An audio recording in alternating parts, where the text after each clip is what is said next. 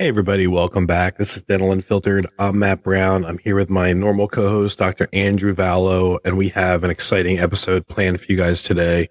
The subject matter is pretty hot subject matter out in the world. Depending on what dental event you go to, what Facebook group you're in, today's subject matter is are DSOs evil? And Woo! it's one of those things. I'm a capitalist and entrepreneur, and I don't think they are. Dental purists think they're evil. I think that there are positives and negatives to every element that comes into the marketplace of any industry.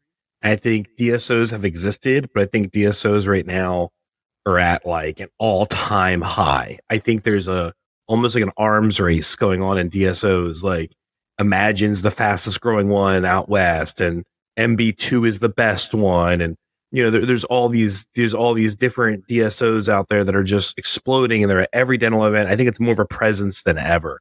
So the question is are they evil? And I don't think they are. I have my own view on it. But Dr. Vallo's a dentist. I'm not. I'm just some guy. Dr. Vallo, what do you feel about DSOs, man? I mean, you've run one. You're building a fast one. I guess we can just wrap up the episode, man, because you already said they're not evil. So I don't think they're evil to talk about, but yeah. Yeah, guys. So I wanted to talk about this just because I can't go almost a day, in these dental Facebook groups without getting notifications about people making posts. Basically saying how DSOs are, the downfall of the dental profession, how they're evil, never sell to. I mean, and here's the thing. I respond from time to time, and I responded recently to a comment or a post someone had made, and they're doing their own podcast, and they're talking about how they're doing the flip side of this episode, basically trying to convince you how they are evil and how you should never sell to them. Bob D, who we've gotten to know I wish Bob was on. Bob's a good guy. We probably should, super smart guy as a guest at some point.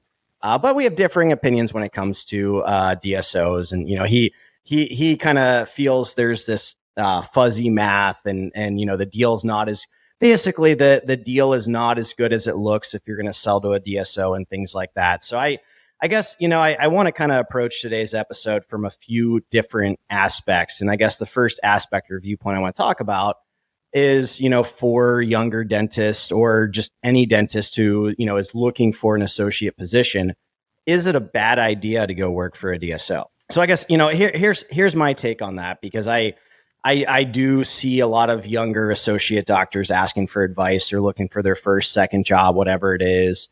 Maybe they're at a private practice and it's just not working out. They don't have enough patients. And so I guess the point here is that for associate dentists, I truly believe that DSOs serve a purpose. I mean, we all know that there are just so many dentists graduating every single year. There's only so many associate jobs out there. Not everybody wants to be a practice owner. Especially in today's time where we've got insurance reimbursements coming down, some areas are really competitive. There's HR issues, payroll's going up, inflation's going up, supply costs are going up. And I think there's nothing wrong being an associate somewhere. And again, some associates make incredible money. I've got multiple. Some new practice owners don't make incredible money. Oh, no, you're absolutely right. Man, there's ups and downs on both sides of that. Multiple associates that will make more money this year than probably most practice owners. Yeah, I would say probably the median half, probably more than the average practice owner is what some of my associates are taking home this year with essentially no responsibility, no investment, no risk. So associate jobs can be great, but here's the thing. I think there are good and bad associate jobs at DSOs, and I think there's good and bad associate jobs at private practice. I think the biggest problem with private practice is a lot of those positions, you might be the first associate that doctors ever had. They don't really understand the business side of it always. They don't really understand just how busy they are and if they truly have enough space for an associate. Their mindset might be, I wouldn't mind somebody coming in and helping out a little bit, take some, some of the load off my plate. I'm feeling a little bit overwhelmed right now. But at the same time, like they haven't really sat down, crunched the numbers, looked at how many new patients they have a month, looked at how far they're booking out for their own treatment. They haven't really thought about the fact that if they bring on an associate, they might decrease their own pay for a period of time. So, It's funny on the pay side, right? So I have a couple things about this. I talk to dental practice owners all day, every day, right? It's all I do. I can't tell you how many docs I talk to that are doing less than 80,000 a month in collections. They're undercapitalized, right? And when you get right down to it, they're making between 150 and 225 a year as a dentist with like a metric shit ton of debt on top of their head, and they just feel lost, right? oh yeah, And then I talk to a lot of docs who are currently working at a DSO making 300,000 plus, and they're talking about going to their own practice or buying an existing or doing a startup, and they want to meet with me to talk about their plan and figure out what their marketing should be. And about halfway through the call, I get a feeling, and I'm like, I want to tell them, I don't know if you should leave your DSO job because I think you're better suited there for the money you're making. You making this money on your own might be difficult.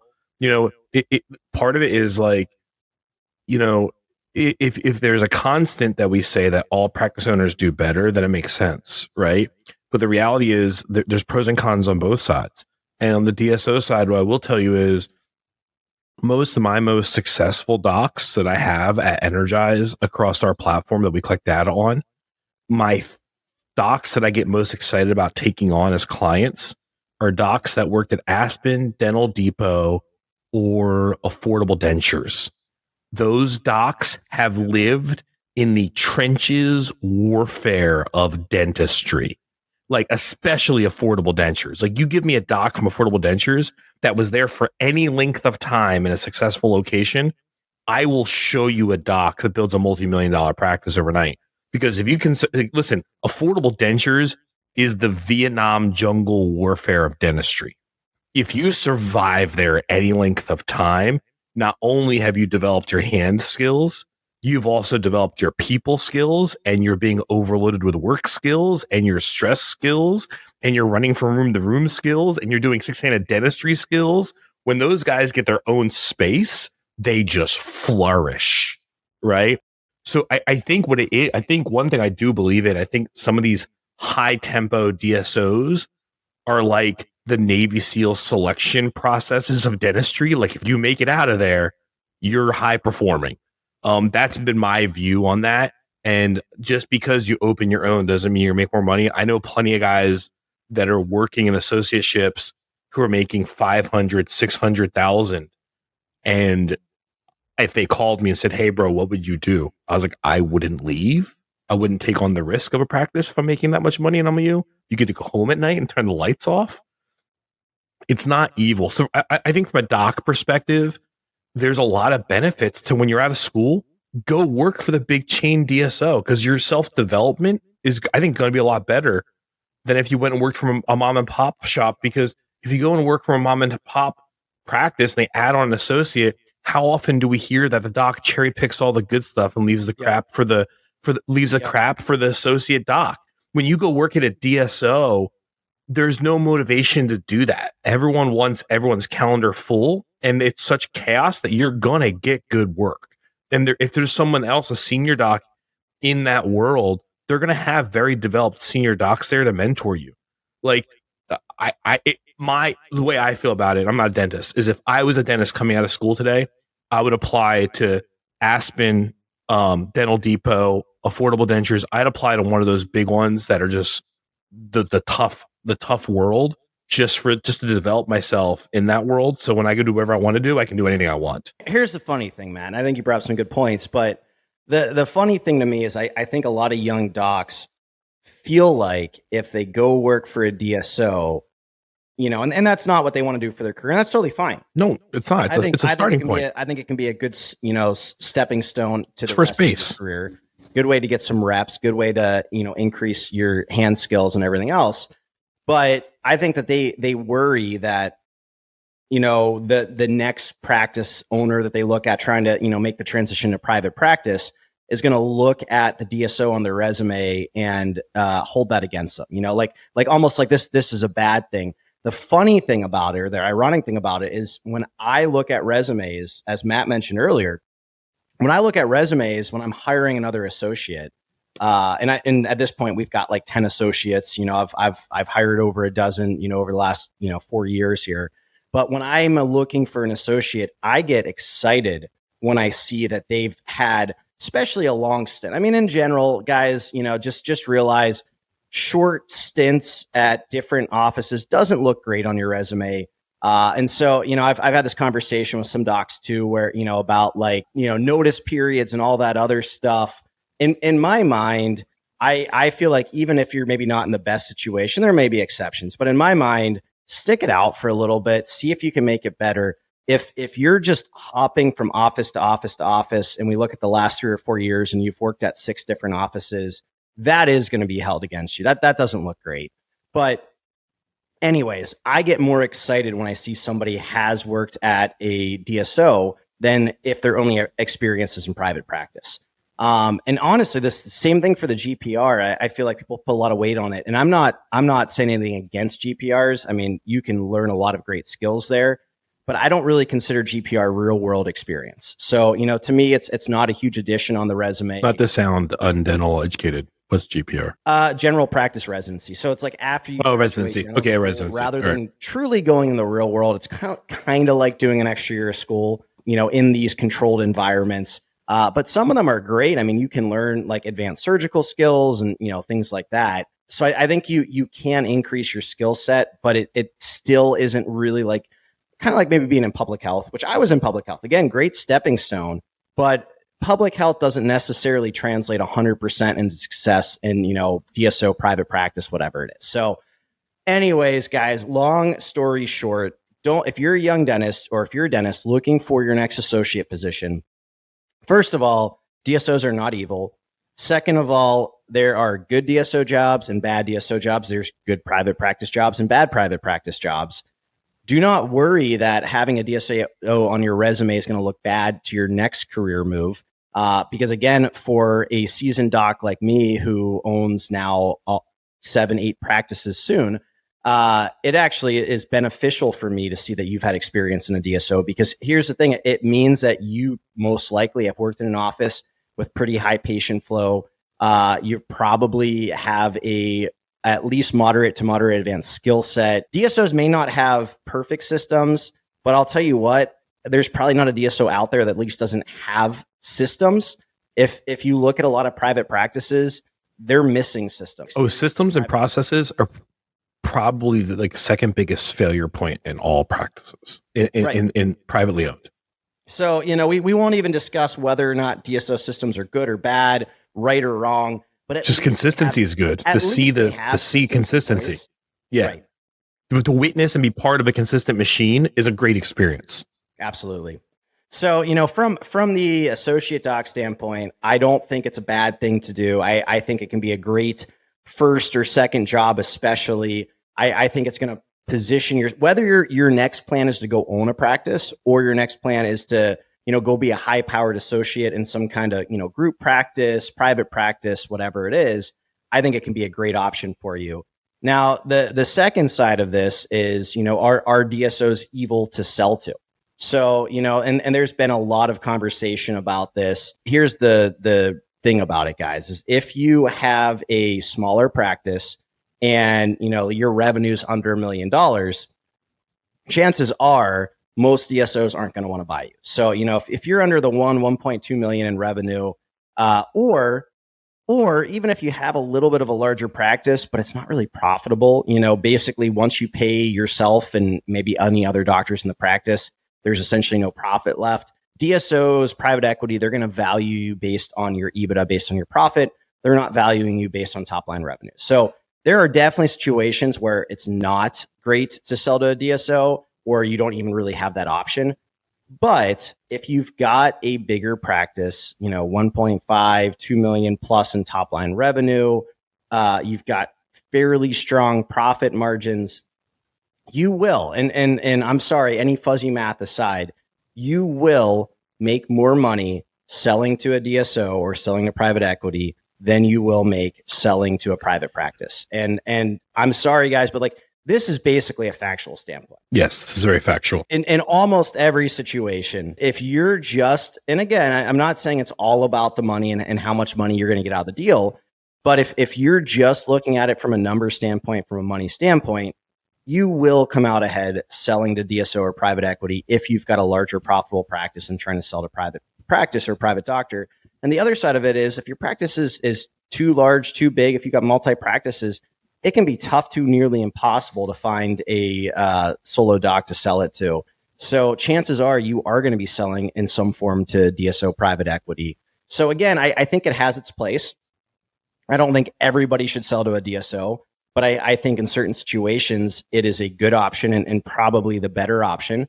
And I guess like, let's get into some of the concerns about it. One concern is you don't get all the cash at closing. And that's true. I mean, there's a lot of different options out there. And to be clear, almost all private equity deals across all industries, you never get all the money up front. So that's not dental specific. When people villainize that in dentistry, well, they don't give you all your money up front. There are no private equity deals in any vertical in any industry where 100% of the money is given up front. That's not specific to dental. That's just the way it is in private equity. Well, yeah, no, that's, and you don't want the money up front. That when they invest that money in the overall fund, it's a better deal for you. Okay, let's not even get into that yet. Let's just say that they do want the money up front, and if they were to sell to a private dentist, they are going to get 100% of the money up front. Typically, there are sometimes some clawbacks or, incentives that are held back in some of these deals. But oftentimes it is 100% of the money up front versus the selling a DSO private equity. And again, there's kind of two options there. One option is you sell 100% of your practice or practices up front, but you're not getting all the cash at close. So you don't own any of the practices anymore. You've sold all the practices, but maybe you're getting somewhere typically in the range of like 60 to 80, 85% cash at close. And then the rest of that money is either one, it's going to be, reinvested like into the DSO itself. So again, you've sold your practice, you get so much in cash, but then you get so much in essentially like stock options for the DSO. So that's one option there, and then you've got you've got the cycles where you've got to wait out. But then the other option is sometimes you don't sell the full practice, and if you're selling to a solo doc, yeah, I guess there's like partnerships, but typically you're not selling 60% and holding on to 40%. Whereas if you sell to DSO, that's an option as well. So let's just go back. Let's do some very simple math. Let's say you've got a practice that is doing $4 million a year. Pretty large practice. You probably have a couple associates in there with you. Let's say you've got a 25% EBITDA margin, 25% profit margin. So your EBITDA is right around $1 million. If you found a solo doc to buy that practice that's doing $4 million, it's probably going to be tough for them to get funding. But let's just say you did and they were able to secure it. You're typically looking at somewhere 70 to maybe 90% of revenue. So you're not getting that for full $4 million. Maybe you're getting 3.2 million for the practice, 3.5 million, something like that. And you get 100% of cash at close. That's great. But let's say you sell that same practice to DSO private equity, a practice that size, you're probably getting somewhere in the range of 6 to 8x EBITDA. So that $1 million in profit on that $4 million practice at a 6x EBITDA, you're getting $6 million. At an 8x EBITDA, you're getting $8 million. Now, again, you might not get all that cash at close, but let's just say for argument's sake, let's say you do get a nice multiple there, 8x EBITDA, $8 million valuation on that $4 million revenue practice, and you get 60% of the cash at close. Well, 50% is $4 million. So you are already getting more cash at close than 100% of the sale to that private doctor. Now, again, this is for bigger, more profitable practices where the math really makes sense. But this is my example to you guys, man. Again, think about it. Even if you got nothing else, let's say the other 40% went into the DSO and went nowhere. The DSO didn't know what they were doing. You got no return or lost a lot of that other 40%. You still sold it for more than you could to a private dentist. Yes, exactly. 100%. Now, the second part of the argument is if you sell to DSO private equity, they are going to want you to stay on in a similar fashion that you've been on, typically for 3 to 5 years. So, again, this is my point of, maybe it's not for everybody. If you're to the point where you're just so done and burnt out and you just want to get out of there as quick as possible, if you're having health issues, whatever it is, then maybe that doesn't make sense for you. But for most people, could you keep working in that office for another 3 to 5 years? And here's the thing, you're still going to get paid to do it. You're still going to make your, associate production on the dentistry that you're doing. So you're still going to make money doing it. And you're going to make more money on the sale of your practice up front than you would have made in that situation. And you've now reinvested the remaining money in the DSO. And again, hopefully you're getting an ROI on that. Hopefully you're getting 3-4 times that over the next 3 to 5 years. So I fuzzy math. I get the terminology and the argument that you've got to keep working for them and you're not getting all the cash at close. But in a lot of situations for larger, more profitable practices, you will make more money, no question, selling to a DSO or private equity than a solo doc. And again, you might have trouble even finding someone that can buy your practice at a certain point. So I want to take this from one other point of view, right? So everyone, the argument always is like DSOs are evil. They're buying up practices, or private dentistry is going away. Like that's the villain, right? Real quick, can we just talk about like from the patient point of view, are DSOs evil or good, right? And my argument for that is and this is going to upset a lot of people. I find that DSOs have a much more consistent and higher quality patient experience than the majority of private practices. And people are going to say that's not true. There's no way that's possible. And what I will tell you is I deal with a lot of private practices that are heavy PPO culture, and PPO is dictating the culture of how treatment plans are being presented in the practice. And these high PPO culture individual practices, which I'm sorry is the majority, it's like 70% of individually owned practices, right, or more. It's, hey, we're going to do a crown this year because we have $1,000 in benefit. We're going to do a crown next year because it's $1,000 in benefit. We're going to do a crown next year because it's $1,000 in benefit. And we actually never get ahead of the dental problem because the PPO culture that dictates our revenue, we kind of become individual slaves to them as individual small practice owners. And this culture takes over in the practice, and it's not good for the patient. It's not good for the doc. It's not good for anybody. What I find in DSO culture is they just present treatment and they just see insurance as cash credit or charge. And they don't present generally in DSOs up to insurance benefits. They present with the spirit of benefit to the patient. And I find that patient communication process is way more consistent in the DSO environment than it is in the individual practice environment. So the existence of consistency of systems and processes doesn't just benefit profitability of the business, doesn't just benefit the doc for consistency of work quality. It also benefits the patient for consistency of experience and consistency of how their needs are approached. And I think that's kind of the argument that's always made is like, well, this isn't good for the patient. Well, have you actually dealt with a lot of DSOs and seen what the experience is like? And have you dealt with a lot of individual practices and seen what that experience is like? Because I hate to say it, the DSOs have a better patient experience generally overall, is what I find. Here's my take on that, Matt. I feel like the DSOs are less extreme one way or the other. Like there's more consistency. It's more even 100%. Yes. I think there's more I think there's more control. So here's the thing to think about. I think in a DSO, when you've got, I mean, guys, even in an emerging group like mine, where we went from 2 to 4 practices and then 4 to 8 practices. I mean, as you're quickly growing these emerging groups, I will tell you, our patient experience is like super important to me. And it's something I spend a lot of time and effort on. It's something I work with our leadership team on. We did our last annual company summit. And one of the big topics, big focuses of the summit was our patient experience and how we can have that Ritz-Carlton experience like we've talked about before, where it's not about the glitz and glamour necessarily. It's more about how people are treated, how you make them feel. So super important to me. But I will tell you, as you scale, as you grow, it becomes tougher and tougher to consistently provide that just over the top amazing experience. So I do feel like there is something to be said about that smaller, single practice and their ability to really just like wow people over the top, 5 out of 5, just incredible.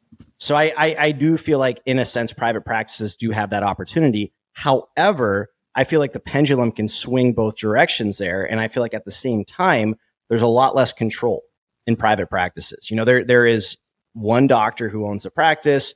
There's no, executive team, executive board, advisors, HR can be an issue. I hate to say it, but sometimes sterilization control can be an issue. When you are part of a larger group, a DSO, there is a lot more people, at that executive level watching over things, ensuring quality control, consistent control. So again, I think it's tough to be at the top end of that patient experience when you've got all these locations and the founder, the owner isn't directly involved in the day-to-day there. But I also feel like it's a lot easier to make sure that you don't end up at the far other end where you have these horrible experiences or issues with sterilization control and things like that. So I think that is what I would say from that standpoint. And once again, if you're looking at a DSO that they're going to have systems. And again, I'm not saying whether all the systems are good or bad. I'm not making that argument, but at least there are systems in place. Whereas a lot of these single private practice offices they just kind of wing it, honestly. And they've been winging it for years. So, guys, if you ever do any of my training with me, and listen, if you're a listener and you want to do the case presentation training here at Energize that I do all over the country, just email me, matt@energize-group.com, and I'll get you scheduled. You can take it. I mean, we're all about people taking our training for free. We love it. Part of it is we're talking about is an intentionality, right? It's like what we're really talking about here is like the real magic behind the DSO being the profitable machine that it is everything's done with some level of intentionality. Nothing happens on accident. And a great highlight of this is when I do my training at Energize, we get to the one portion of the case presentation training, and I mention, write down the standard of patient experience at your practice. Draft a document with your team. Write down from check-in to check-out. Then role play it on some frequency. Once a week, once a month. Role play from check-in to check-out. And see how much more consistent your patient experience gets. And guys, that doesn't cost anything to do. That's just something that should happen. Like you guys do CE courses and all this stuff. Trying to maintain and be intentional in your patient experience is probably one of the most important things that is overlooked almost universally. And the reason why it's important is you guys spend all this money on blankets that are embroidered with your logo and all these cool items to have in the practice for a spa-like experience. But then I go to the practice and watch, and we all know these things don't get deployed or used properly because no one knows who should offer them when and how, and it's all happening on accident. A random patient says, "Hey, I'm cold," and a blanket shows up, and they've never seen that blanket before. They never knew it existed. And that was the first time in 3 months the blanket's been used. The reason why is your patient experience sucks. And the point of it is consistency and intentionality, right? So it's like, guys, as a team, I challenge you, if you're a listener, have a meeting with your team, get out a document, and draft what is the standard of patient experience at my practice, from greeting at check-in, handoffs, everything, deploying comfort items to checkout. and then role play it from check-in to checkout so everyone knows their battle position, their job, and who deploys what, when, and why. And I guarantee your patient experience goes up, and that didn't cost you anything. But the thing we're really talking about here is intentionality. Process is good or bad, who knows? DSOs are intentional. Private practices are happening very much haphazard and accident, and they tend to not be intentional. Yeah, I mean, think about it from like a restaurant analogy. Why do some people love chain restaurants? And I'm not I'm not one of those people. I would any day of the week prefer to go to a local restaurant. But here's the thing, man. There are a lot. I know what to expect. There are a lot of people that intentionally seek out chain restaurants when they're out and about. Obviously, because otherwise they wouldn't still be in business. So listen, really quick on that. I travel a ton in dentistry. I travel way more than you do. If I want a steak, I look for the local Lone Star Steakhouse wherever I'm traveling in dentistry because I know what the experience is like. I know what the food level is like. I'm not gambling with my money. So I go there for the consistency when I'm traveling. Well, that's my point. So, in my mind, I would rather roll the dice and go to a local place and chance maybe having a terrible experience. But at the same time, I more often than obviously they've got reviews and things like that too, typically, but more often than not, you can find a better experience in that local restaurant than in the chain. But at the same time, some people just want that safe bet. They want that consistent experience. They know the food's going to be the same. The menu's going to be essentially the same. Food's going to be the same. The, decor is going to be the same. The experience, the service, the pricing, everything's going to be very consistent. They have systems in place. Chances are, they're not going to absolutely drop the ball, on their service, on the food, things like that. So I do think there's something to be said about that consistency. And I think that's what DSOs can bring to the table with the patient experience is, again, it's less of the extremes, more of that consistency. The one other thing I wanted to add, and then I think we'll probably get ready to wrap this episode up. But the other thing that I wanted to mention, guys, and I think this is true in most cases, DSOs in general, they tend to be on the cutting edge of technology. So, they invest a lot in technology. You'll typically see things like they're usually the first offices to get AI software like Overjet or Pearl or whatever it is, or the new 3D scanner. So I feel like, the benefit of having a larger group and having more capital is that you can typically afford to invest in technology earlier. And again, it's not all DSOs, not all of them run the same ways. But I do feel like that is another benefit, as a patient. A lot of times, if you can go to a private practice office that's been there for 30 years and dentist is the nicest guy in the world, and patients love him. But a lot of times you'll notice he hasn't updated his technology in the last 20 years. You're never going to find that walking into a DSO. So they are always evaluating new technology. They're always investing in new technology. So again, the whole point of this episode isn't for Matt and I to convince you that DSOs are amazing or that, DSOs are even like necessarily good. The point of this is, unlike what you see in a lot of the social media groups, in my mind and in Matt's mind, DSOs are not evil. They're simply different. Honestly, what they are is they are a more advanced business, in dentistry. And again, I think some people think that a bad connotation there. But here's the thing, guys. A lot of dentists they don't have business training. They don't understand what it means to be a business owner. They know what it means to be a practitioner, a dentist, a healthcare provider. But they're just kind of winging it when it comes to the business side of things. And a lot of times maybe it feels like they're making decent money because they're doing most or all the production. They're getting paid on that. But once you take out the pay that they'd have to pay another doctor to do that, the actual profit of the business is often little to nothing, sometimes even negative. Sometimes they'd make more money being an associate somewhere else. So I do feel like DSOs bring certain things to the table that can help other private practice owners. And that was kind of my intention. I'd worked in all different types of dentistry. I'd worked in public health, high-end fee-for-service practice, and then more of a kind of DSO group practice type thing. I learned different things from each experience. And my goal was to create, this group of private practices. I mean, again, we've got no DSO private equity funded.